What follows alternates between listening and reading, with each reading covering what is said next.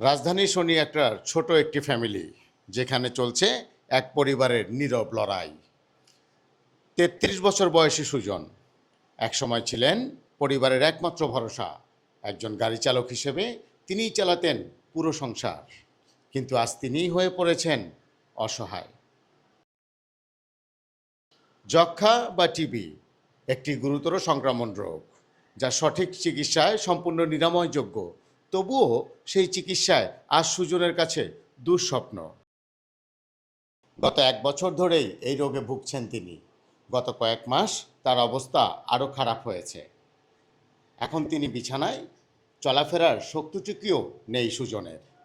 কোমরের নিচের অংশ মারাত্মক সংক্রমণ, ধীরে ধীরে ক্ষয় হয়ে যাচ্ছে শরীর। খাওয়া দাওয়া, এমনকি দৈনন্দিন প্রয়োজন সব কিছুই এখন বিছানাতেই। তার পাশে আছে শুধু একজন মানুষ, সে তার স্ত্রী আকলিমা আক্তার। দিনরাত এক করে নিঃস্বার্থভাবে সেবা করে যাচ্ছেন তিনি। এই দম্পতির দুটি কন্যা সন্তান রয়েছে। একজনের বয়স ১৩ বছর, আরেকজনের বয়স মাত্র ৫ বছর। তাদের চোখে এখন শুধু অনিশ্চয়তা আর ভয়। পরিবারে নেই কোনো উপার্জন। বড় ভাই কোনোভাবে চালানোর চেষ্টা করছেন সংসার। প্রথমে তার টাইফয়েড ছিল, তারপর টাইফয়েডের থেকে আর ধরা পড়ছে, চিকিৎসা করে আর টিবি ধরা পড়ছে। সেখান থেকে শরীর অবশ হয়ে গেছে। এখন শুয়ে থাকতে থাকতে মাজা ৩ সাইডে ঘা হইয়া ক্ষয়ে পড়তেছে। এখন উঠতে পারে না, হাঁটাচলা করতে পারে না। এখন আপনাদের সবার কাছে আমরা সহযোগিতা চাই।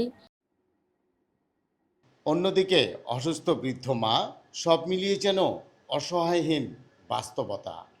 চিকিৎসার খরচ বাড়ছে প্রতিদিন, কিন্তু সামর্থ্য নেই এই পরিবারের। সুজন ৫ মাস রোগ করে। কতদিন ধরে এই রোগ? ৫ মাস ধরে। কেমন লাগে আপনাদের? খুবই খারাপ লাগে ভাই। মাজা মাংস ক্ষয়ে যেতেছে জন্য সাইডে। সবাই মিলে একটু সহযোগিতা করলাম বাঁচি। অসহায় সুজন লড়ছেন জীবন মৃত্যুর সীমানায়,